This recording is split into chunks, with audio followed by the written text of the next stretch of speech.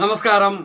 ഞാൻ കഴിഞ്ഞ എപ്പിസോഡ് മുതൽ ജ്യോതിഷം ശാസ്ത്രീയ പഠനം കഴിഞ്ഞ എപ്പിസോഡ് കുറച്ച് കാലമായി പറഞ്ഞുകൊണ്ടിരുന്നത് ഒരു ജാതകം നോക്കിയിട്ട് ഒരു സ്ത്രീയുടെ സ്വഭാവം എങ്ങനെ ഇരിക്കും എന്നുള്ളതിനെ പറ്റിയാണ്.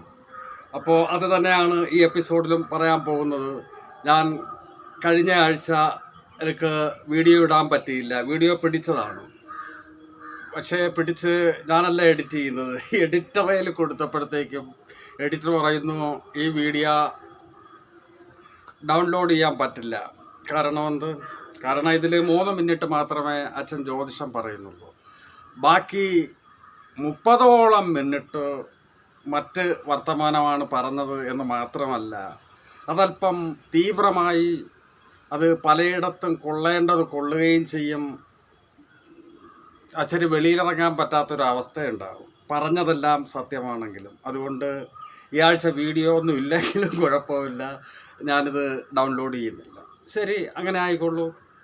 അതാണ് കഴിഞ്ഞ ആഴ്ച പിന്നെ വീഡിയോ പിടിക്കാനും പറ്റിയില്ല. അപ്പോൾ ഒരല്പം കൂടെ ഗഹനതയാർന്ന ഒരു സംഭവത്തിലോട്ടാണ് നമ്മളിപ്പോൾ പോവുക. അതിനു മുമ്പ് മറ്റൊരു കാര്യം, ഞാൻ ഈ ജ്യോതിഷം പറഞ്ഞതിന് ശേഷം കഴിഞ്ഞ ആഴ്ച അത് തീവ്രമായി പറഞ്ഞ കാര്യം ഒരല്പം കൂടെ ലൈറ്റാക്കി പറയാനാണ് ഉദ്ദേശിക്കുക ഈ പാഠം കഴിഞ്ഞ ശേഷം. അപ്പോൾ ഈ ഷഡ്വർഗങ്ങളിലേക്ക് കടന്നു. ഷഡ്വർഗം എന്ന് പറഞ്ഞാൽ 6 വർഗങ്ങൾ. അതിൽ ഒരു വർഗമാണ് ത്രിശാംശകം എന്ന് പറയും. ത്രിശാംശകം. ഈ ത്രിശാംശകം എന്ന് പറഞ്ഞാൽ ഒരു രാശിയെ 360 ഡിഗ്രിയുള്ള ഒരു വൃത്തത്തെ 12ആയി ഭാഗിച്ച് അതിലൊരു ഭാഗമാണ് ഒരു രാശി. ആ രാശിയെ തന്നെ 30ആയി ഭാഗിക്കും. 30ആയി ഭാഗിക്കുമ്പോൾ ഒരു ഭാഗത്തിന് 1 ഡിഗ്രി കിട്ടും. അപ്പോൾ നമുക്ക് ഒരു രാശി, ഇപ്പം മേടൻ രാശി വിഭജിച്ചു എന്നിരിക്കട്ടെ. ഇതിന് മറ്റൊരു പ്രത്യേകത ഉണ്ട് ത്രിശാംശകം കാണുന്നതിന്. രാശിയുടെ സ്വഭാവം ഏതാണ്? രാശിക്ക് പലവിധമായ സ്വഭാവമുണ്ട്. അതിൽ ഓജം യുഗ്മം എന്ന് പറഞ്ഞുണ്ട്. മേടം മുതൽ ഒന്നിടവിട്ട രാശികൾ ഓജവും മറ്റേ 6 രാശികൾ യുഗ്മവുമാണ്. അപ്പോൾ ത്രിശാംശക അധിപനെ കണ്ടെത്തുന്നതിന് 2 വ്യത്യസ്ത രീതിയിലാണ്. നമുക്ക് ആദ്യം ഓജരാശിയെ നോക്കാം. ഓജരാശിയിൽ നമ്മളിപ്പം 30ആയിട്ട് ഭാഗിച്ചിരിക്കുന്നുവല്ലോ.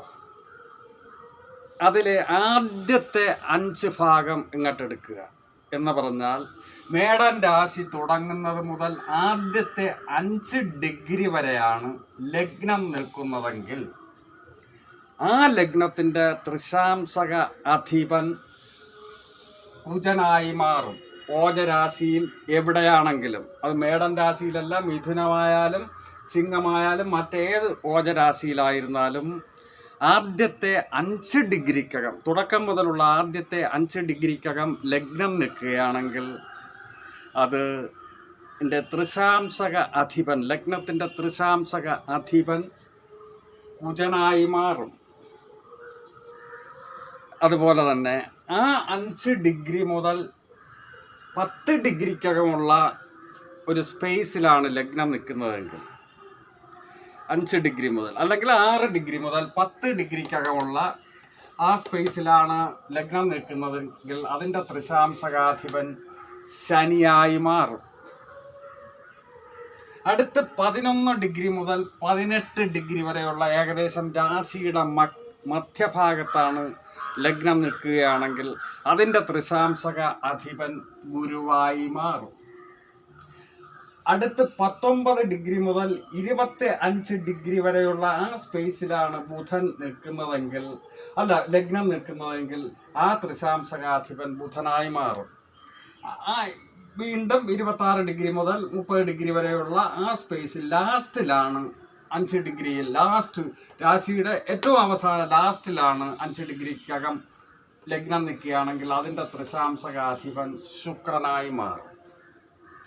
അപ്പോൾ ഈ ലഗ്നത്തിൻ്റെ ത്രിശാംശക അധിപൻ ആര് എന്ന് കണ്ടുപിടിച്ചിട്ട്, അത് നമുക്ക് ഗ്രഹനില കണ്ടുപിടിക്കാൻ പറ്റില്ല, നവാംശക ചാർട്ട് അങ്ങനെ കണ്ടുപിടിക്കാൻ പറ്റില്ല, ഗ്രഹസ്ഫുടം തന്നെ നോക്കണം. നമ്മൾ ഗണിച്ചെടുത്ത ഗ്രഹസ്ഫുടം നോക്കി ആ ത്രിശാംശക അധിപൻ ആരെന്ന് കണ്ടെത്തുമ്പോൾ ആ സ്ത്രീയുടെ സ്വഭാവത്തെ പറ്റിയുള്ള ഒരു സൂചന അതിൽ ഒളിഞ്ഞിരിപ്പുണ്ട് എന്നാ പറയുക. ലഗ്നത്തെയും ചന്ദ്രനെയും നോക്കണമെന്നാ പറയുക. ചന്ദ്രനെ നമുക്ക് പിന്നെ നോക്കാം, ആദ്യം ലഗ്നം നോക്കാം. ഇതിന് ഓരോ ത്രിശാംശക അധിപനും ഓരോ റിസൾട്ടുണ്ട്. അതുപോലെ തന്നെ യുഗ്മരാശികൾ ഇടവം, കർക്കിടകം, കന്നി തുടങ്ങിയ മറ്റ് 6 രാശി ലഗ്നമായി വരുമ്പോൾ ത്രിശാംശക അധിപന് വ്യത്യാസം വരുന്നു. ത്രിശാംശക അധിപന്മാരിൽ പഞ്ചതാരാഗ്രഹങ്ങളേ ഉള്ളൂ, സൂര്യചന്ദ്രന്മാരില്ല. അപ്പോൾ അതെങ്ങനെയാണ് വ്യത്യാസം വരുന്നത്? തിരിച്ച് വരും, തല തിരിച്ച് വരും. അതായത് ആദ്യത്തെ 5 ഡിഗ്രി വരെയാണ് ലഗ്നം യുഗ്മരാശിയിൽ നിൽക്കുകയാണെങ്കിൽ ത്രിശാംശകാധിപൻ ശുക്രനായി മാറും. അടുത്ത 6 ഡിഗ്രി മുതൽ 12 ഡിഗ്രി വരെയുള്ള സ്പേസിലാണെങ്കിൽ ബുധനായി മാറും. ഇവിടെ നിന്ന് ഇങ്ങനെ തിരിച്ച് റിട്ടേൺ ചിന്തിച്ചാൽ മതി. അടുത്ത് 13 ഡിഗ്രി മുതൽ 20 ഡിഗ്രി വരെയുള്ള സ്പേസിലാണെങ്കിൽ ഗുരുവായി മാറും. ആ 21 ഡിഗ്രി മുതൽ 25 ഡിഗ്രി വരെ ഉള്ളതാണെങ്കിൽ ശനിയായി മാറും. ബാക്കി ലാസ്റ്റ് ഭാഗം കുജനായി മാറും. ഇവിടെ ഓജരാശിയിൽ ആദ്യം കുജനായിരുന്നുവെങ്കിൽ യുഗ്മരാശിയിൽ അവസാനം കുജനായി മാറും ത്രിശാംശകാധിപൻ. ഇത്രയും മനസ്സിലാക്കി വെക്കുക. ഒരു ഉദാഹരണം പറഞ്ഞ് ഞാനിത് നമുക്ക് ത്രിശാംശകാധിപൻ ആരാണ് എന്ന് കണ്ടുപിടിക്കാൻ ഒരു ഉദാഹരണം പറഞ്ഞ് ഞാൻ അവസാനിപ്പിക്കാം. എനിക്ക് അത്യാവശ്യമായിട്ട് മറ്റൊരു ഒട്ടേറെ സംഗതികൾ പറയാനുണ്ട്, അതുകൊണ്ടാണ്. ജ്യോതിഷം ഡീപ്പായിട്ട് നമുക്ക് അടുത്ത ക്ലാസ്സിൽ മുന്നോട്ട് പോവുകയും ചെയ്യാം. ഒരു ലഗ്നസ്ഫുടം ഞാൻ എഴുതുകയാണ്. നമ്മൾ ഒരു കാൽക്കുലേറ്ററിൽ കണ്ടുപിടിച്ച ലഗ്നസ്ഫുടം 4 രാശി 16 ഡിഗ്രി 20 മിനിറ്റ് 30 സെക്കൻഡ് എന്ന് കിട്ടി. ലഗ്നസ്ഫുടം ഇതിൻ്റെ ത്രിശാംശക അധിപനെ കണ്ടുപിടിക്കണം. ലഗ്നസ്ഫുടമാണ് 4 രാശി 16 ഡിഗ്രി 20 മിനിറ്റ് 30 സെക്കൻഡ്. ഇങ്ങനെ കാണും, ചാർട്ടിൽ ഇങ്ങനെ കാണും, കമ്പ്യൂട്ടർ ജാതകത്തിലും കാണും. അപ്പോൾ ഇതിൻ്റെ ത്രിശാംശകാധിപൻ ആരാണ്? 4 രാശി കഴിഞ്ഞാൽ ലഗ്നം നിൽക്കുന്നതെന്ന് പറയും. ഏത് 4 രാശി? അത് മേടം മുതലാണ് എണ്ണേണ്ടത്. 1, 2, 3, 4 4 രാശി കഴിഞ്ഞ് 5-ാം രാശി, അതായത് ചിങ്ങത്ത് 16 ഡിഗ്രി 20 മിനിറ്റ് 30 സെക്കൻഡിലാണ് ലഗ്നം നിൽക്കുക. അപ്പോൾ ഇതിൻ്റെ ത്രിശാംശകാധിപൻ ആരാണ്? 13 ഡിഗ്രി മുതൽ 20 ഡിഗ്രി വരെ, ഇത് ഓജരാശിയാണല്ലോ.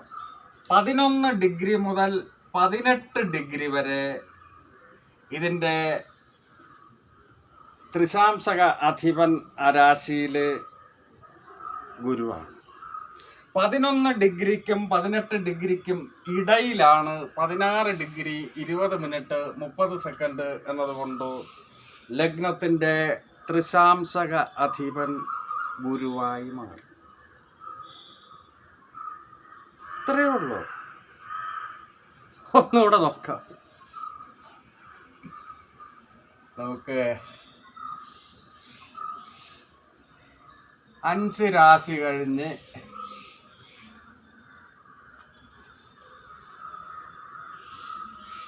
ഒരു 22 ഡിഗ്രി 20 സെക്കൻഡ് 20 മിനിറ്റ് 40 സെക്കൻഡ് ഇടാം. അപ്പോൾ 5 രാശി എന്ന് പറയുമ്പോൾ 1, 2, 3, 4, 5 രാശി കഴിഞ്ഞ് കന്നി യുഗ്മരാശിയാണ്. 22 ഡിഗ്രി 20 മിനിറ്റ് 40 സെക്കൻഡിൽ നിൽക്കുക. അപ്പോൾ ഈ 22 ഡിഗ്രി എന്ന് പറഞ്ഞാൽ 21 ഡിഗ്രിക്കും 25 ഡിഗ്രിക്കും ഇടയിലാണ് 22 ഡിഗ്രി 20 മിനിറ്റ് 40 സെക്കൻഡ് എന്നുള്ളത് കൊണ്ട് ശനിയായി മാറും അവിടെ ത്രിശാംശകാധിപൻ. ഇങ്ങനെയാണ് ത്രിശാംശകം അധിപനെ, ലഗ്നത്തിൻ്റെയും ചന്ദ്രൻ്റെയും ത്രിശാംശക അധിപനെ കണ്ടെത്തേണ്ടത്. സ്ത്രീ ജാതകത്തിൽ ഓരോ ത്രിശാംശക അധിപനും ഏതെന്ന് തീരുമാനിച്ചുകൊണ്ട് ഒരു റിസൾട്ട് വരാഹ മിഹിരാചാര്യൻ ഈ സ്ത്രീ ജാതകത്തിൻ്റെ സ്വഭാവ നിർണയത്തിലെ സൂക്ഷ്മതയിലോട്ട് കടക്കാൻ നമുക്ക് പറഞ്ഞു തന്നിട്ടുണ്ട്. ജ്യോതിഷം ഞാനിവിടെ അവസാനിപ്പിക്കുകയാണ്. പ്രധാനപ്പെട്ട മറ്റൊരു സംഗതി പറയാനുള്ളത് കൊണ്ട് തന്നെ, അതുകൊണ്ട് കമൻസുകൾ പോലും ഞാൻ പിന്നെ വായിക്കുന്നുള്ളൂ. നമുക്ക് അടുത്ത ക്ലാസ്സിലേക്ക് സ്ത്രീ ജാതകത്തിൻ്റെ സ്വഭാവ വിശേഷങ്ങളിലേക്ക് ആ ഗ്രഹനിലയിലെ സ്ഫുടം കണ്ട് വളരെ സൂക്ഷ്മതയോടുകൂടി ഒരെത്തി നോട്ടം. അപ്പോൾ വീഡിയോ ഇതുവരെ ലൈക്ക് ചെയ്തിട്ടില്ലെങ്കിൽ ലൈക്ക് ചെയ്തിട്ട് ഇനിയുള്ള പോർഷൻ കാണുക. ഇത് ജ്യോതിഷ വിഷയം കഴിഞ്ഞു. സ്കിപ്പ് ചെയ്യുന്നവർക്ക് സ്കിപ്പും ചെയ്യാം, കുഴപ്പമില്ല. അപ്പോൾ ഞാൻ പറയാൻ വരുന്ന ഗൗരവതരമായ വിഷയങ്ങൾക്ക് മുമ്പ് ആദ്യമേ പറയാൻ വിട്ടുപോയൊരു സംഗതിയുണ്ട്. എന്താ വെച്ചാൽ ഇപ്പോൾ അവധിക്കാലമാണ്. ഈ അവധിക്കാലത്ത് നിങ്ങളുടെ കുഞ്ഞുങ്ങളെ അടുത്ത വർഷത്തെ പള്ളിക്കൂട്, സാധാരണ എല്ലാവരും ചെയ്യുന്നതാണ്, അടുത്ത വർഷം പഠിക്കാൻ വേണ്ടി പ്രിപ്പയർഡാക്കാൻ ട്യൂഷൻ ക്ലാസ്സുകളിലേക്ക് പറഞ്ഞേക്കുന്ന സമ്പ്രദായം ദയവ് ചെയ്ത് അത് ചെയ്യരുത്. പള്ളിക്കൂടം തുടങ്ങുമ്പോൾ മാത്രം പള്ളിക്കൂടത്തിലെ ക്ലാസ്സുകളിലേക്ക് അവരുടെ ശ്രദ്ധ പോയാൽ മതി. ഈ 2 മാസക്കാലം യാത്ര ചെയ്യാനും കളിക്കാനും ചിരിക്കാനും കൃഷിയിടങ്ങളിലേക്ക് അവരെന്ത് വേണം, അവരുടെ മാനസിക ഉല്ലാസത്തിന് സൈക്ലിംഗ്, നീന്തലിംഗ്, മറ്റ് വിദ്യകൾ, കലാപരവും കായികപരവുമായ മറ്റ് വിദ്യകൾ അഭ്യസിക്കേണ്ട വളരെ പ്രധാനപ്പെട്ട ഈ ദിവസങ്ങളാണ് ഈ ദിവസങ്ങൾ. ഒരിക്കലും പള്ളിക്കൂടത്തിലെ ബുക്ക് തുറന്ന് നോക്കിപ്പിക്കരുത്. അത് പള്ളിക്കൂടം തുറക്കുമ്പോൾ മതി. അല്ലാതെയുള്ള പുസ്തകങ്ങൾ വായിക്കുക, മറ്റ് നാടകം, സിനിമ, മാനസിക ഉല്ലാസം, കളികൾ, യാത്രകൾ, മറ്റ് വിദ്യകൾ അഭ്യസിക്കുക ഇത്യാദി കാര്യങ്ങളിലേക്ക് കുട്ടികളെ പറഞ്ഞേക്കാൻ അവരെ അനുവദിക്കുക. അപ്പോൾ ഞാൻ പറയാൻ പോകുന്ന വിഷയത്തെപ്പറ്റി കഴിഞ്ഞ പ്രാവശ്യം ഈ വിഷയം പറഞ്ഞിട്ടാണ് എൻ്റെ വീഡിയോ ക്യാൻസലാക്കിയത്. ഇനിയും എനിക്കറിഞ്ഞുകൂടാ എൻ്റെ വർത്തമാനങ്ങൾ എത്രത്തോളം കാരണം എഡിറ്റിങ്ങിൻ്റെ നിയന്ത്രണം ഒന്നും എൻ്റെ തരികയല്ല. കട്ട് ചെയ്യുമ്പം എനിക്ക് ആരിതൊന്ന് പറയാനും പറ്റില്ല. അതുകൊണ്ട് എൻ്റെ വർത്തമാനങ്ങൾ എത്രത്തോളം നിങ്ങളിലേക്ക് എത്തുമെന്ന് എനിക്ക് ആശങ്കയുണ്ട്. എന്നാലും ഞാൻ പറയേണ്ടത് പറയാം. ഒരു സിനിമ, എമ്പുരാൻ എന്ന സിനിമ ഇറങ്ങിയതോടുകൂടി ഇവിടുത്തെ യൂട്യൂബർമാരുടെ നല്ല കാലവും ആരംഭിച്ചു. ഡെയിലി 5ഉം 10ഉം വീഡിയോ ചെയ്യുന്നവനല്ല. കാരണം ചിലവർക്ക് വീഡിയോ ചെയ്യാൻ, ഞാനും അങ്ങനെ വീഡിയോ ചെയ്യുന്ന ആളാണ്. എനിക്ക് വേറെ ആർഭാടങ്ങളൊന്നുമില്ല. 10 നയാ പൈസ ചിലവില്ലാതെയാണ് ഞാൻ വീഡിയോ ചെയ്യുന്നത്. അതുപോലെ ഡെയിലി 5ഉം 10ഉം വീഡിയോ ഒരു മുറിയിലിരുന്ന്, ഒരു കസേരയിലിരുന്ന്, ഒരു മൈക്കും ഒരു ക്യാമറയും ഒക്കെ കാണുമായിരിക്കും. സ്റ്റുഡിയോ എന്നുള്ള രീതിയിലിരുന്നിട്ട് ഏതെങ്കിലും രാവിലെ മുതൽ തലേദിവസത്തെ പത്രവാർത്തകളോ സമൂഹ മാധ്യമങ്ങളിൽ നിന്ന് കിട്ടുന്ന വാർത്തകളോ ഒക്കെ അരിച്ച് പറക്കി എവിടെയെങ്കിലും ഒരു കൊലപാതകമോ അഴിമതിയോ നടന്ന അതിനെപ്പറ്റി തൻ്റേതായ അഭിപ്രായം ഉള്ളതും ഇല്ലാത്തത് വാദോരാതെ പറഞ്ഞ് യൂട്യൂബിലൊന്ന് കാശ് വാങ്ങുന്നവരുണ്ട്, വാങ്ങിച്ചിട്ട്. ഈ എമ്പുരാൻ സിനിമയെപ്പറ്റി 50 വീഡിയോ നല്ലതെന്ന് പറഞ്ഞാൽ അയാൾ തന്നെ പൊല്ലാത്തതെന്നും പറയും. ഞാനതല്ല പറയാൻ ഉദ്ദേശിക്കുന്നത്. ആ സിനിമയെപ്പറ്റി, സിനിമ ഞാൻ കണ്ടു. സിനിമ നല്ലതോ പൊല്ലാത്തതോ ചിലർക്ക് ഇഷ്ടപ്പെടും, ചിലർക്ക് ഇഷ്ടപ്പെടാതിരിക്കും. അത് ഓരോരുത്തരുടെ, എല്ലാ സിനിമയും എല്ലാവർക്കും ഇഷ്ടപ്പെടണമെന്നില്ല. ആ സിനിമ നല്ലതോ പൊല്ലാത്തതോ എന്ന് പറയാനല്ല ഞാൻ ആഗ്രഹിക്കുക. പക്ഷേ ആ സിനിമ ഉയർത്തിക്കൊണ്ടുവന്ന സമൂഹത്തിൽ ചർച്ചയ്ക്കിട്ടുകൊടുത്ത, ചരിത്രത്തിൽ മറന്നു കിടന്ന അതിഭീകരമായ ഭയാനകമായ ഒരു സംഗതി വീണ്ടും പുതുതലമുറയുടെ അറിവിലേക്ക് വേണ്ടി വെളിച്ചത്തിട്ട് കൊടുത്ത ഒരു സിനിമയാണ്. എന്താ വെച്ചാൽ അത് ഏകദേശം 23 വർഷങ്ങൾക്കും അപ്പുറം നടന്ന 2 സംഭവങ്ങൾ, ചരിത്ര സംഭവങ്ങൾ. ഇന്ത്യയുടെ നെഞ്ചകം പിളർന്നുപോയ ആ 2 സംഭവങ്ങൾ വിസ്മരിക്കപ്പെട്ട് കിടക്കുന്ന, ഒരു പാഠപുസ്തകങ്ങളിൽ നിന്നൊക്കെ തുടച്ചു മാറ്റപ്പെട്ടു. ഗോദ്ര തീവണ്ടി അപകടവും ഗുജറാത്ത് കലാപവും ഒക്കെ. പക്ഷേ അത് വീണ്ടും ചർച്ചയിലേക്ക് ഉയർന്നു വന്നത് നല്ലത് തന്നെയാണ്. അതിൻ്റെ ചരിത്ര പശ്ചാത്തലം നാം പഠിക്കാറുണ്ട്. ഈ യൂട്യൂബർമാർ അതിനെപ്പറ്റി നായും പേയും സിനിമയെപ്പറ്റി വിവരമില്ലാത്തവർ, ചരിത്രത്തെപ്പറ്റി വിവരമില്ലാത്തവർ ഒക്കെ പടച്ചു വിടുന്ന തോന്നിവാസങ്ങളാണ് പല യൂട്യൂബേഴ്സും കാണിക്കുക. ചില ജ്യോതിഷികൾ പോലും ആ സിനിമയുടെ റിലീസിങ്ങുമായിട്ട് ബന്ധപ്പെട്ട് പൃഥ്വിരാജിൻ്റെയും നിർമ്മാതാക്കളുടെയും മോഹൻലാലിൻ്റെയും ഒക്കെ ജാതകവും റിലീസ് ഡേറ്റും ഒക്കെ എടുത്തു വെച്ച് അങ്ങ് കബഡി നിരത്തി അങ്ങ് പ്രവചിക്കുക, എന്നിട്ട് നിർദ്ദേശങ്ങൾ കൊടുക്കുക. അപ്പോൾ ആ സിനിമ മുന്നോട്ട് വെച്ച ചരിത്രത്തിലോട്ട് ഞാൻ വരാം. സിനിമ മഹത്തരാണെന്ന് ഞാൻ പറയുന്നില്ല, സത്യത്തിൽ സിനിമ എനിക്ക് ഇഷ്ടപ്പെട്ടുമില്ല. പക്ഷേ ആ സിനിമ ചർച്ചയ്ക്ക് വന്ന ആ സംഭവത്തെ പറ്റിയാണ് ഞാൻ പറയാൻ പോകുന്നത്. ഞാനിത് വായിൽ തോന്നിയത് ഏതെങ്കിലും യൂട്യൂബ് കണ്ടിട്ടോ പുസ്തകം കണ്ടിട്ടോ അല്ലെങ്കിൽ ഈ ന്യൂസ് ചാനൽ കണ്ടിട്ടോ ഇവന്മാരുടെ ചർച്ചകൾ കണ്ടിട്ടോ പറയുന്നതല്ല. ഈ സംഭവവുമായി ബന്ധപ്പെട്ട് കോടതി ജഡ്ജ്മെൻ്റുണ്ട്. ഓരോ കാര്യവും ഇന്ന രീതിയിലാണ് നടന്നതെന്നുള്ള ആധികാരികമായ ജഡ്ജ്മെൻറ്റ്. അത് സെർച്ച് ചെയ്തെടുത്തിട്ട് പഠിച്ചിട്ട് 1-2 ദിവസം മെനക്കെട്ടിട്ടാണ് ഞാൻ ഈ വീഡിയോ ചെയ്യുന്നത്. അതുകൊണ്ട് തന്നെ ഈ വീഡിയോയുടെ എഡിറ്റർ ഇത് ദയവ് ചെയ്ത് എഡിറ്റ് ചെയ്ത് കളയരുത്. എനിക്ക് ആണ്ടും തീയതിയും പേരുകളുമൊക്കെ ഓർത്തെടുക്കാൻ അല്പ ബുദ്ധിമുട്ടുണ്ട്. അതുകൊണ്ടാണ് പണ്ട് കാലത്ത് പരീക്ഷയ്ക്ക് അതാണല്ലോ വേണ്ടത്, പക്ഷേ അതെനിക്ക് ചിലപ്പോഴും നടക്കാറില്ല. ഈ അതിൻ്റെ കണ്ടൻറ്റ് മാത്രമേ ഓർമ്മയിരിക്കൂ. എന്നാലും എൻ്റെ ഓർമ്മയിൽ നിന്നെടുത്ത് പറയാൻ ശ്രമിക്കാം. 2002 ഫെബ്രുവരി 26 ഗുജറാത്തിലെ ഗോദ്രെ റെയിൽവേ സ്റ്റേഷൻ്റെ തൊട്ടടുത്തുള്ള ഒരു ലോഡ്ജ് മുറിയിലെ 8-ാം നമ്പർ മുറിയിൽ 3-4 മുസ്ലിം ഭീകരർ എന്ന് തന്നെ പറയാം, മറ്റുള്ളവരെ കൊല്ലുന്ന പരിപാടി ചെയ്യുന്നത്. ഈ ഭീകരത്വം നയിക്കുന്നതിൽ മുസ്ലിങ്ങൾക്ക് സാധാ മുസ്ലിങ്ങളല്ല, പാവപ്പെട്ട വിശ്വാസികളായ മുസ്ലിങ്ങളല്ല ഞാൻ പറയുക. അവർ നല്ലവരാണ്, അവരുടെ ദൈവത്തിൽ അവർ വിശ്വസിക്കട്ടെ, മറ്റുള്ളവരെ ഉപദ്രവിക്കുന്നവരൊന്നുമല്ല അവർ. മറിച്ച് അതിനുമപ്പുറം കൊടും ഭീകരന്മാർ. കേട്ടിട്ടില്ലേ ബില്ലാദൻ മറ്റത് മറിച്ചതെന്നൊക്കെ പറഞ്ഞു. 4-5 കൊടും ഭീകരന്മാർ, പാകിസ്ഥാൻ ചായ്വുള്ള കൊടും ഭീകരന്മാർ ചർച്ച ചെയ്യുകയാണ്. അവർ ഒരു ട്രെയിൻ തീവയ്പ്പാണ് പ്ലാൻ ചെയ്യുക.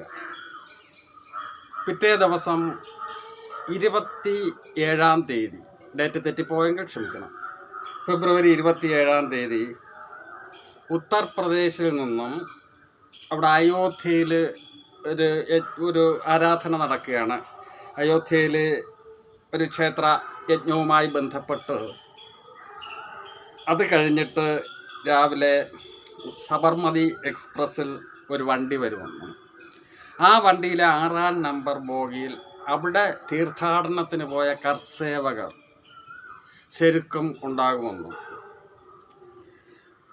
ആ ബോഗി തീവച്ച് നശിപ്പിക്കാൻ ഉള്ള പ്ലാനും പദ്ധതിയും അവർ രൂപകൽപ്പന ചെയ്യുകയാണ്. പദ്ധതിയെല്ലാം രൂപീകരിച്ചു. അന്ന് തന്നെ ഒരു പെട്രോൾ പമ്പിൽ നിന്ന് 7 കന്നാസുകളിലായിട്ട്, ഇത് ഞാൻ ഭാവനയിൽ നിന്ന് പറയുന്നതല്ല, ആ ജഡ്ജ്മെൻറ്റിലുള്ളതാണ്, ഗൂഗിളിൽ സെർച്ച് ചെയ്താൽ നിങ്ങൾക്ക് കിട്ടും. 140 ലിറ്റർ പെട്രോള് വാങ്ങി അവർ ശേഖരിച്ചു, സന്നദ്ധമായി നിന്നു. അവർ ഒരു 4 മണിക്കൂറായിട്ട് ട്രെയിൻ ലേറ്റായിട്ടാണ് വന്നത്. വെളുപ്പാങ്കാലം 7:40 ആയപ്പോഴത്തേക്കും ഗോദ്ര റെയിൽവേ സ്റ്റേഷനിലെത്തി. 5 മിനിറ്റ് അവിടെ പിടിച്ചിടും. എന്നിട്ട് അപ്പോൾ തന്നെ ട്രെയിനിൻ്റെ ബ്രേക്കിനെന്തോ ഇവന്മാർ ചെറിയ പരിപാടി ചെയ്തു വെച്ചു. ഒരു 15 മിനിറ്റ് 7:55 ആയപ്പോഴത്തേക്കും മുസ്ലിങ്ങൾ തിങ്ങി നിറഞ്ഞ ഒരു പ്രദേശത്ത് വണ്ടി ചെന്നപ്പോൾ ഈ വണ്ടിയുടെ ചെയിൻ പല ബോഗികളിൽ നിന്നും പിടിച്ച് വലിക്കുന്നുണ്ടായിരുന്നു. ട്രെയിൻ നിർത്തിയ ഉടൻ ഈ ആസൂത്രകരിൽ ഒരാൾ ഓടി അവിടെ വന്ന് പറയുകയാണ്, ആ ജനക്കൂട്ടത്തോട് പറയുകയാണ്, ഞങ്ങളൊരു മുസ്ലിം പെൺകുട്ടിയെ ഈ തീർത്ഥാടനത്തിന് പോയ കർസേവകർ പിടിച്ചു കൊണ്ടുപോയിരിക്കുന്നു, രക്ഷപ്പെടുത്തണം, നാട്ടുകാരെ ഓടിക്കൂടൂ എന്ന് പറയുന്നത്. അവിടെ കൂടിയിരുന്ന 10,000-1000 മുസ്ലിങ്ങൾ ഓടിക്കൂടുകയും വടികളും ഈ കല്ലുകളുമായി വരികയും ചെയ്തു. ഇതിനിടയിൽ ഒരു സൂത്രക്കാരനോ 2 സൂത്രക്കാരനായ ഭീകരന്മാർ ബോഗിക്കുള്ളിലേക്ക് എങ്ങനെയോ തുറന്ന് ഈ പെട്രോൾ കമഴ്ത്തുകയും തീപ്പെട്ടി കത്തിച്ച് അതിലിടുകയും ചെയ്യുന്നു. തീ ആളിപ്പടർന്നു. 6-ാം നമ്പർ ബോഗിയിൽ ഒട്ടനവധി പേരുണ്ടായിരുന്നു. അതിൽ കുട്ടികളടക്കം 10 കുട്ടികളടക്കം 59 പേർ ചാരമായി. 7-ാം നമ്പറിലും തീ പിടിച്ചു. പക്ഷേ അതിലുള്ള ആൾക്കാരൊന്നും മരിച്ചില്ല, അവർ ഓടി രക്ഷപ്പെട്ടു. ഈ സംഭവത്തിന് ശേഷം പിന്നെ ഇതിൻ്റെ പറ്റി വിശദമായ അന്വേഷണം ഉണ്ടായി. 39ഓളം പേരെ അറസ്റ്റ് ചെയ്തു. അതിൽ 11 പേരെ കൊലക്കേറിന് ശിക്ഷിച്ചു. പക്ഷേ വീണ്ടും നീണ്ടു നിന്ന വിചാരണക്കൊടുവിൽ അവരെ വീണ്ടും ജീവപര്യന്തം തടവുകാരാക്കുകയും ഇപ്പോഴും ജയിലിൽ കഴിയുന്നുണ്ട്. എത്ര പേര് ജീവിച്ചിരിപ്പുണ്ടെന്നറിയില്ല. എന്നാലും അതിലെ 2 ഭീകരന്മാർ, ഇതിൻ്റെ പ്രധാന ആസൂത്രകന്മാരായ 2 ഭീകരരെ ഇന്നും പിടികിട്ടിയിട്ടില്ല. അവർ എവിടെയാണെന്ന് അറിയുകയില്ല. അപ്പോൾ അന്ന് പക്ഷേ ആ സംഭവം നടന്ന ആ നിമിഷം അവിടുത്തെ ജില്ലാ കളക്ടർ എത്തുകയും ഒരു വിടുവായത്തം പറയുകയും ചെയ്തു. ഇത് അപകടമാണ്, എങ്ങനെയോ തീ ആളി പടർന്നതായിരിക്കാം. പക്ഷേ ഉച്ചയ്ക്ക് അന്നത്തെ ഗുജറാത്ത് മുഖ്യമന്ത്രിയായിരുന്ന നരേന്ദ്രമോദി അവിടെ വന്നപ്പോൾ നരേന്ദ്രമോദി പറഞ്ഞു, ഇത് അപകടമല്ല, ഇത് ISIയുടെ പാകിസ്ഥാൻ ചാരന്മാരുടെ ഒരു പണിയാണിതെന്ന് അദ്ദേഹം പറഞ്ഞു. അങ്ങ് പോട്ടെ. പക്ഷേ ഇതൊരു പൊട്ടാസ് മാത്രമായിരുന്നെങ്കിൽ ബോംബ് പിന്നെയാണ് വരാനിരിക്കുന്നത്. അതാണ് ഇന്ത്യയുടെ നെഞ്ചകം പിളർത്തിയത്. പിറ്റേ ദിവസം 27-ാം തീയതി സംഭവമെങ്കിൽ 28-ാം തീയതി ബാബു വജ്രംഗി എന്ന് പറഞ്ഞ ഒരു ഹിന്ദു സംഘടനയുടെ നേതാവ്, അതും ഈ പറഞ്ഞതുപോലെ കൊടും ഭീകരനാണ്, ബാബു വജ്രംഗി തീരുമാനമെടുക്കുന്നു കൂട്ടാളികളുമായിട്ട് മുസ്ലിങ്ങളെ കൊന്നൊടുക്കുക. ഈ കൊടും ഭീകരന്മാർ ഈ മുസ്ലിം എന്ന് പറഞ്ഞ് ഈ പണി ചെയ്തതിന്, ഈ തീരാവേദന സമ്മാനിച്ചതിന് പാവപ്പെട്ട ഈ പ്രദേശത്ത് കിടക്കുന്ന മറ്റ് മുസ്ലിങ്ങൾ എന്ത് ചെയ്തു? അപ്പം ചോദിക്കുക, അടിച്ചാൽ തിരിച്ചടിക്കണ്ടെന്ന്. അടിക്കണം, പക്ഷേ അടിച്ചവനെ അടിക്കണം. അടിച്ചവൻ്റെ തന്തയെയോ സമുദായത്തെയോ അല്ല അടിക്കേണ്ടത്. ഇവരെന്ത് ചെയ്തു? ഇവരും അതുപോലെ തന്നെ പെട്രോളുകൾ ശേഖരിക്കുകയും മുസ്ലിങ്ങൾ താമസിക്കുന്ന പ്രദേശങ്ങളിലേക്ക് കയറുകയും അവരെ അതിക്രൂരമായി കുട്ടികളെ അടക്കം കുഴിയിലേക്ക് തള്ളിയിട്ട് ഒരു പെട്രോൾ ഒഴിച്ച് കൂട്ടത്തോടെ പച്ചക്ക് തീയിട്ട് കൊല്ലുന്നു. ഒരു ഗർഭിണിയെ 5 മാസം പ്രായമുള്ള ഒരു ഗർഭിണിയെ പച്ചക്കോ പലരും നോക്കിക്കൊണ്ട് നിന്ന് ബലാത്സംഗം ചെയ്ത ശേഷം അവളുടെ വയറുകൾ കീറി അതിനകത്തേക്ക് കൈകളിട്ട ഭ്രൂണം വലിച്ചെടുത്തെറിഞ്ഞ് കൊന്നെറിഞ്ഞ മനുഷ്യൻ ഇവൻ ഹിന്ദുവാണ്.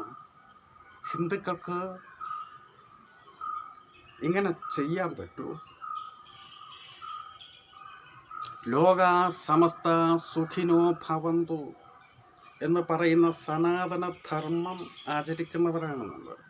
അവിടെ ഹിന്ദുവിന് ഇത് ചെയ്യാൻ പറ്റില്ല. അവൻ കൊടും ഭീകരനാണ്. അവൻ ഹിന്ദുവല്ല, ഹിന്ദു വേഷം കെട്ടിയാടുന്നവനാണ്. 97ഓളം പേർ അന്ന് അവിടെ വെച്ച് മരിച്ചു. എന്നിട്ട് ബാബു വജ്രംഗി വളരെ നിസാരത്തിൽ അഹന്തയോടെ പറഞ്ഞൊരു വാക്കുണ്ട്, എനിക്കിനിയും കൊല്ലണം. മുസ്ലിങ്ങൾ താമസിച്ചിരിക്കുന്ന പ്രദേശങ്ങളിൽ ചെന്ന് അവിടെ 25,000-50,000 പേരെ കൊല്ലാൻ എനിക്ക് ഒരു ദിവസം അവസരം കിട്ടിയാൽ ഞാൻ ഇത് ചെയ്യും. ഈ ബാബു വജ്രംഗിയെ ആ തുടക്കത്തിൽ നിന്നുമാണ് ഔദ്യോഗിക കണക്കനുസരിച്ച് 2000-ഓളം മുസ്ലിങ്ങൾ. അത് ഔദ്യോഗിക കണക്ക്, അതിൻ്റെ ഇരട്ടി വരും.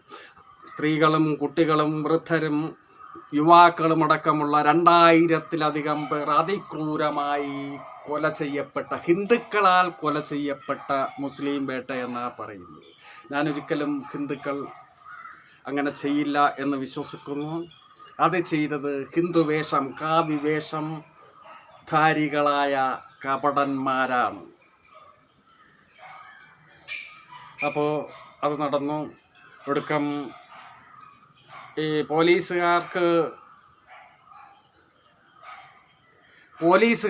ഇത് അടിച്ചമർത്താൻ പറ്റിയില്ല. കാരണം പോലീസും രണ്ടായിട്ട് പിരിഞ്ഞു, മുസ്ലിമും ഹിന്ദു എന്ന് പറഞ്ഞു. ഒടുക്കം അന്നത്തെ ഗവൺമെൻറ് വാജ്പേയിയുടെ നിസ്സഹായനായി നിന്നു നരേന്ദ്രമോദി. പക്ഷേ വാജ്പേയിയുടെ ഗവൺമെൻറ് പട്ടാളമിറക്കി 48 മണിക്കൂറിനകം ഇതിനെ അമർച്ച ചെയ്തു. ഈ നരാധമമായ സംഭവം നടക്കുമ്പോൾ അന്ന് മുഖ്യമന്ത്രിയായിരുന്ന നരേന്ദ്രമോദി ഈ അക്രമത്തിന് മൗനാനുവാദം കൊടുത്തോ എന്നൊരു സംശയത്തിൻ്റെ കരിനിഴൽ അദ്ദേഹത്തിലേക്കും പതിച്ചു. അങ്ങകലെ ഇരിക്കുന്ന അമേരിക്കക്കാരന് പോലും ഈ നരനായാട്ട് കണ്ട് മനസ്സ് വേദനിച്ചു. അവൻ പറഞ്ഞു, ഈ സംഭവം സ്ഥലത്തെ മുഖ്യമന്ത്രി നരേന്ദ്രമോദി, താങ്കൾ ഇനി അമേരിക്കയിലെ മണ്ണിലേക്ക് കാലുകുത്തണ്ട, താങ്കൾ കളങ്കിതനാണ്. അമേരിക്ക വിസ നിഷേധിച്ചു. അവന് പോലും നൊന്തു. പിന്നെ പ്രധാനമന്ത്രിയായപ്പം പിന്നെ അങ്ങോട്ട് പോയി, അത് വേറെ കാര്യം. അപ്പോൾ ഞാൻ പറഞ്ഞു വരുന്നത്, എല്ലാ മതങ്ങളിലും ഈ തീവ്രവാദിത്വമുണ്ട്. എല്ലാ മതങ്ങളിലും പെട്ട സാധാരണക്കാർ സഹവർത്തിത്തോടുകൂടി അവരുടെ വിശ്വാസം അനുസരിച്ചാണ് ജീവിക്കുന്നത്. പക്ഷെ അവരുടെ ഇടയിലേക്ക് അധികാരത്തിലേക്ക് വേണ്ടി കുത്തിത്തിരിപ്പുണ്ടാക്കാൻ വേണ്ടി ഇതിൻ്റെ മേലെ ഇരിക്കുന്നവനും തീവ്രവാദികളായ അവർ പ്രേരിപ്പിക്കുന്നത് മാത്രമാണ്. എല്ലാത്തിലും ഉണ്ട്. വിശ്വാസം അടിച്ചേൽപ്പിക്കാൻ വേണ്ടി എവിടെ ശ്രമിക്കുന്നുണ്ടോ അവിടെ കൊള്ളയും കൊലയും നടന്നിട്ടുണ്ട്. ഈ ക്രിസ്ത്യാനികളുടെ ഇടയിൽ എത്രയോ വിഭാഗമുണ്ട്. അതിൽ കത്തോലിക്ക, ലോകം മുഴുക്കെ ഏകദേശം നിറഞ്ഞു നിൽക്കുന്ന ആഗോള കത്തോലിക്ക സഭ, അതിൻ്റെ തലവൻ പോപ്പ്, വത്തിക്കാനിലൊക്കെ നടന്നിട്ടുള്ള ഈ ലോകം മുഴുക്കെയും ആ സഭ നടത്തിയിട്ടുള്ള നല്ലതും ചെയ്തിട്ടുണ്ട്, ഇല്ല എന്ന് പറയുന്നില്ല. അവിടുത്തെ അതിക്രമങ്ങൾ, കുരിശുയുദ്ധം കേട്ടിട്ടില്ലേ? ഈ ഭൂമിയല്ല സൂര്യനാണ് കേന്ദ്രം എന്ന് പറഞ്ഞതിന്, ഒരു ശാസ്ത്രം പറഞ്ഞതിന് ഗലീലിയോ പിടിച്ചു കൊന്നു കളഞ്ഞു. പിന്നീട് മാപ്പും പറഞ്ഞു. ഒരുപാട് ലൈംഗികപരമായ അക്രമങ്ങൾ, അരാജകത്വങ്ങൾ എല്ലാ മതങ്ങളിലുമുണ്ട്. ഈ ചരിത്രത്തിൽ നടന്ന ഈ കൊടും ക്രൂരതകൾ പിന്നെ ആവർത്തിക്കാതിരിക്കണമെങ്കിൽ ഈ ക്രൂരത കാണണം. എനിക്ക് ഏറ്റവും കൂടുതൽ പുച്ഛായിട്ട് തോന്നിയത്, ഈ സിനിമയിൽ ഒരു ഗർഭിണിയെ ബലാത്സംഗം ചെയ്യുന്ന ഈ ചരിത്ര സംഭവം അതേപടി കാണിച്ചിട്ടുണ്ട്. ഇത് കട്ട് ചെയ്ത് നീക്കണം. ഇപ്പോൾ എല്ലാം തോന്നുന്നു കട്ട് ചെയ്തെന്ന് തോന്നുന്നു. കട്ട് ചെയ്യണം. ഇത് കുട്ടികളൊക്കെ കണ്ടാൽ എന്താ, കുട്ടികൾ കണ്ടാൽ ഈ ചരിത്രവും ക്രൂരവും നിന്ദ്യവുമായ സംഗതി കുട്ടികൾ കാണണ്ടേ? ബലാത്സംഗം എന്താണെന്ന് അവരറിയണ്ടേ? ആരായത് പറഞ്ഞു കൊടുക്കുക? പിന്നെ ചെയ്യാൻ പാടില്ലാത്ത കാര്യം കാണുകയും അത് ചെയ്യരുത് ഇനി ജീവിതത്തിലെന്ന് തീരുമാനിക്കപ്പെടുകയും അല്ലേ ചെയ്യേണ്ടത്? ഇത് ഈ ചരിത്രം സ്പർശിച്ച് ആ കടന്നുപോയി. ആ സിനിമ സെൻസർ ബോർഡ് അതിൻ്റെ സെൻസറിങ്ങോടുകൂടി ഇറക്കി സിനിമ പ്രദർശിപ്പിച്ച് തുടങ്ങിയപ്പോഴത്തേക്കുമാണ്, അന്ന് ഭരണാധികാരികളായിരുന്നവർ തന്നല്ലോ ഇന്നും ഭരണാധികാരികൾ, പഴയകാല സംഭവം ഓർക്കുന്നത് അവർക്കത്ര ഇഷ്ടമല്ല. അതുകൊണ്ട് നേരെ വിളിച്ചു സിനിമാക്കാരെ, സിനിമ സെൻസർ ചെയ്യണം, വീണ്ടും ഇന്ന ഭാഗങ്ങൾ കട്ട് ചെയ്ത് മാറ്റണം. പക്ഷെ അതിൻ്റെ തിരക്കഥാകൃത്ത് പറഞ്ഞു, മുരളി ഗോപി, എനിക്കിതിൽ പങ്കില്ലാന്ന്. അവസാനം ഇവർ പേടിച്ച് വിറച്ച് മോഹൻലാൽ മാപ്പും പറഞ്ഞ് അവർ പറഞ്ഞതുപോലെ തന്നെ ഈ 24 വെട്ട്, TP ചന്ദ്രശേഖരന് 51 വെട്ടെങ്കിൽ അതിലും കുറഞ്ഞ വെട്ടാണ് ഈ സിനിമക്ക് 24 വെട്ട്. ഇവർക്കും ചങ്കൂറ്റമില്ല. ഞങ്ങൾ സിനിമ ഇറക്കിയത്, ഞങ്ങൾ വെട്ടില്ല, ഞങ്ങൾ സെൻസർ ചെയ്യില്ല, ഞങ്ങളുടെ ആശയമാണ് പറയാൻ ശ്രമിച്ചതെന്ന് ഒരു കലാകാരന് പറയാൻ കഴിയില്ല. കാരണം ഈ സിനിമ എടുത്തവർ എന്ന് പറഞ്ഞാൽ പലരും പേര് പറയുന്നില്ല, കള്ളപ്പണത്തിലൂടെയും കള്ളക്കണക്കുകളിലൂടെയും ഒക്കെ ബിസിനസ് നടത്തുന്ന, മറ്റ് പല ബിസിനസ്സും നടത്തുന്നവരാണ്. അവർക്ക് കിടക്കപ്പുറകയുണ്ടാകും. അവർക്ക് നട്ടല്ലോടുകൂടി ഞാൻ എടുത്ത സിനിമ ഇനി വെട്ടില്ല എന്ന് പറയാനുള്ള ധൈര്യമില്ല. ആ ധൈര്യമില്ലാത്തവൻ കലാകാരനല്ല, കപടനാണ്. സമൂഹത്തിൽ നമ്മൾ കാണാത്തത്, നമ്മൾ വീക്ഷിക്കാത്തത് പ്രത്യേക വീക്ഷണകോണിലൂടെ നോക്കുന്നവനാണ് കലാകാരൻ. പൊള്ളുന്ന സത്യങ്ങൾ പറയുന്നവനാണ് കലാകാരൻ. എഴുത്തുകാരനും കലാകാരനും ആവിഷ്കാര സ്വാതന്ത്ര്യമില്ലാത്ത നാട്ടിൽ, അവൻ്റെ കൊങ്ങയ്ക്ക് പിടിക്കുന്ന നാട്ടിൽ, ആ നാട് ഫാസിസത്തിലേക്ക്, അടിമത്വത്തിലേക്ക് വളരും. അത് വെള്ള ഉടുപ്പിട്ട ക്രിസ്ത്യാനിയായാലും, കാവി ഉടുപ്പിട്ടവനായിരുന്നാലും, ചുവന്ന ഉടുപ്പിട്ടിരുന്നവനായിരുന്നാലും, പച്ച ഉടുപ്പിട്ടിരിക്കുന്നവനായിരുന്നാലും, കലാകാരൻ്റെ, എഴുത്തുകാരൻ്റെ കൊങ്ങക്ക് പിടിക്കാൻ വന്നാൽ അത് ഫാസിസത്തിലേക്ക് അധപതിക്കും. അധികാരം എന്ന് പറഞ്ഞത് ഒരു ലഹരിയാണെന്ന് ആദ്യകാലം മുതൽ നമുക്കറിയാം. രാമായണ കാലം മുതൽ അധികാരത്തിലേക്ക് വേണ്ടി സ്വന്തം ഭാര്യയെ പോലും കാട്ടിലേക്ക് നിഷ്കരണം ഉപേക്ഷിച്ചവനാണ് ശ്രീരാമൻ. ആ കാലം മുതൽ ഇങ്ങോട്ടെല്ലാം അധികാരത്തിലേറിയ അതൊരു ഭ്രാന്താണ്, ഉന്മാദമാണ്. അതില്ലാണ്ട് ജീവിക്കാൻ പറ്റില്ല.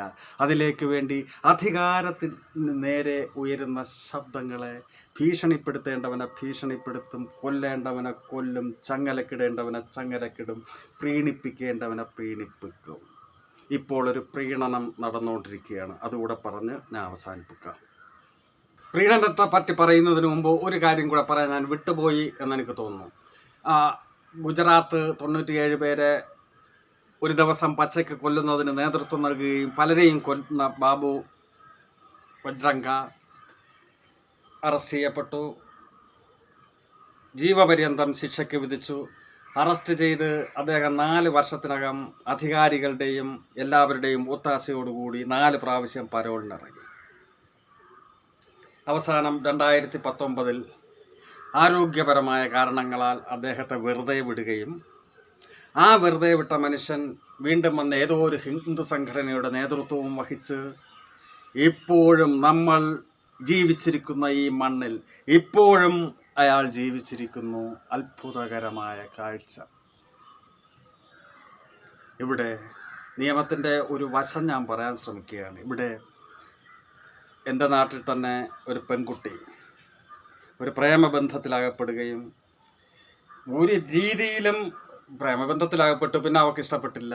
ഇഷ്ടപ്പെടാതിരിക്കാമല്ലോ, പ്രേമിക്കുന്ന ആളെ കുറച്ച് കാലം കഴിയുമ്പോൾ ചിലപ്പോൾ ഇഷ്ടപ്പെടാതിരിക്കാമല്ലോ.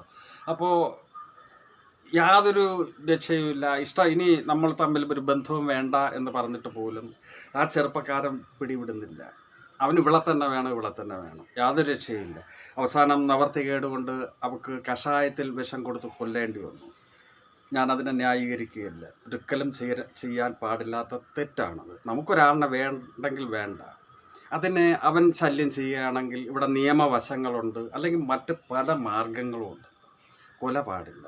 എന്നിരുന്നാലും ഞാൻ പറയുകയാണ്, ആ ചെയ്ത കുറ്റകൃത്യത്തിനെ തൂക്കിലേറ്റാൻ വിധിച്ച കോടതി 97 പേരെ കൊന്ന ഒരുത്തനെ ജീവപര്യന്തം തടവിന് ശിക്ഷയ്ക്ക് വിധിക്കുകയും പല പ്രാവശ്യം പരോള് കൊടുക്കുകയും ഇപ്പം വെറുതെ വിട്ടിരിക്കുകയും ചെയ്യുകയാണ്. ഇതെന്ത് നിയമമെന്ന് എനിക്ക് മനസ്സിലാവുന്നില്ല. നിങ്ങൾക്കറിയാമോ ഇല്ലയോ എന്ന് എനിക്കറിയില്ല. എന്നാലും ഒരു വസ്തുത ഞാൻ പറയാം. ഒരു 4-5 വർഷക്കാലമായി നമ്മുടെ കൗമാരക്കാരായ വിവിധ സംസ്ഥാനങ്ങളിൽ നിന്നും കൗമാരക്കാരായ ഒരു +2 വിദ്യാർത്ഥികളോ ഹൈസ്കൂൾ വിദ്യാർത്ഥികളോ ആയ, അതായത് ഒരു 17 വയസ്സാകുമ്പോഴത്തേക്കും ആണല്ലോ പ്രത്യേക ഒരു പഠന മികവിലേക്ക് പോവുക. അത്തരം ഏറ്റവും മികവാർന്ന കുട്ടികളെ, എന്താണ് അവൻ്റെ മികവിൻ്റെ അടിസ്ഥാനം? പ്രതികരണശേഷി, എഴുതാനുള്ള വാസന, കലാരംഗത്തെ മേന്മ പ്രകടിപ്പിക്കാനുള്ള കഴിവ്, പ്രത്യേകിച്ച് പ്രതികരണശേഷി ഉള്ള കുട്ടികളെ, ചിലപ്പോൾ രാഷ്ട്രീയത്തിൽ വരാൻ സാധ്യതയുള്ള കുട്ടികൾ, കലാരംഗത്ത് ശോഭിക്കാൻ കഴിയുന്ന കുട്ടികൾ, എഴുത്തിൽ തൻ്റെ പ്രതികരണശേഷി രേഖപ്പെടുത്താൻ കഴിവുള്ള കുട്ടികൾ, ഇവരെയെല്ലാം തിരഞ്ഞുപിടിച്ചു ഗവൺമെൻറ് പ്രത്യേക സ്റ്റൈഫൻഡ് 1 ലക്ഷം രൂപ മുമ്പായിരുന്നു, ഇപ്പം കൂട്ടിക്കാണും, മാസം ലക്ഷക്കണക്കിന് രൂപ സ്റ്റൈഫൻഡ് കൊടുത്ത് അവർക്കിഷ്ടപ്പെട്ട വിദ്യാഭ്യാസം പഠിപ്പിക്കുന്നു. ഞാനും നിങ്ങളും നികുതി കൊടുക്കുന്ന കാശ് ഉപയോഗിച്ച്. അത് പണക്കാരനൊന്നും പാവപ്പെട്ടവനൊന്നുമില്ല, ആണെന്നും പെണ്ണെന്നുമില്ല. അതിൻ്റെ ക്വാളിറ്റി എന്ന് പറഞ്ഞാൽ IQ, പ്രതികരണശേഷി, കലാമേന്മ, സാഹിത്യവാസന. അപ്പോൾ ഇങ്ങനെ ചെല്ലും ചെലവും കൊടുത്ത് അവർക്ക് ഉന്നത വിദ്യാഭ്യാസം കൊടുത്ത് ഇറങ്ങിയ ഉടൻ സർക്കാർ തന്നെ ഉന്നതങ്ങളായ പണികളിലേക്കും പ്രവേശിപ്പിക്കും. അതോടെ അവൻ്റെ ശല്യം ഒഴിഞ്ഞു കിട്ടും. അവൻ തനിക്ക് ചെല്ലും ചെലവും തന്നവർക്കെതിരെ അവർ എന്ത് അന്യായക്കേട് കാണിച്ചാലും നാവനക്കാൻ പറ്റില്ല. അവനവൻ്റെ കാര്യവും നോക്കി സുഖമായിട്ട് ജീവിക്കാനേ പറ്റൂ. അതായത് പ്രതികരണശേഷി, ഈ നെറികേടുകൾക്കെതിരെ ശബ്ദിക്കാനുള്ള നാവുകളെല്ലാം പിഴുതെടുത്തുകൊണ്ടിരിക്കുന്നു എന്നർത്ഥം.